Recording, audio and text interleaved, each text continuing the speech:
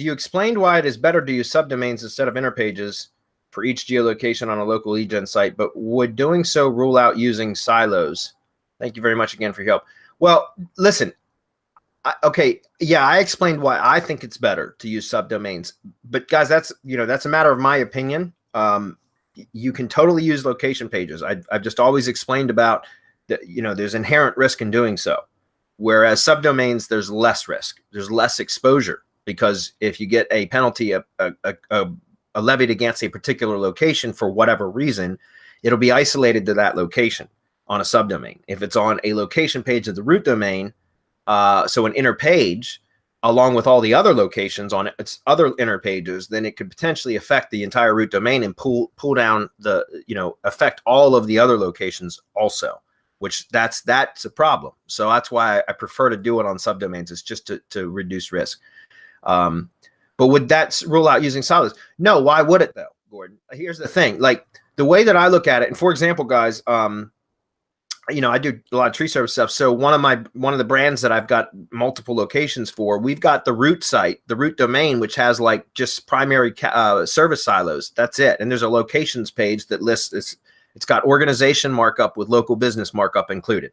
If you guys are familiar with schema, structured data, there's organization markup, and if you have multiple locations, you put the actual individual and we've covered all this stuff in the mastermind, specifically on how to structure those pages and all that. There's some really powerful stuff. We also talked something similar about the local iframe loop in Syndication Academy.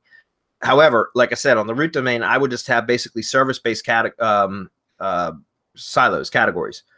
And then there's a locations page that will link out to each individual subdomain location. On the subdomains, because they're location specific, all they need is service pages, right? Because they're location specific subdomains. So there's really, just to explain to make it clear, Gordon, simplify what I'm saying.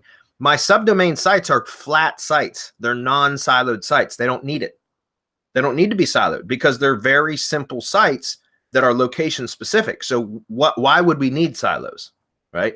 I mean, if you're in a competitive area, you may need silos that have more content so you can add more depth to your content, right? But typically for me, it's just a flat site, which just means it's just top level pages. That's it. It's literally a home page. And then if I've got three services like tree removal, tree trimming, and like, I don't know, stump grinding, right? Those would be three top level pages. That's it. I don't need anything else because I've got the silos and the content marketing is being done from the root domain for my syndication network, right? So hopefully that makes sense.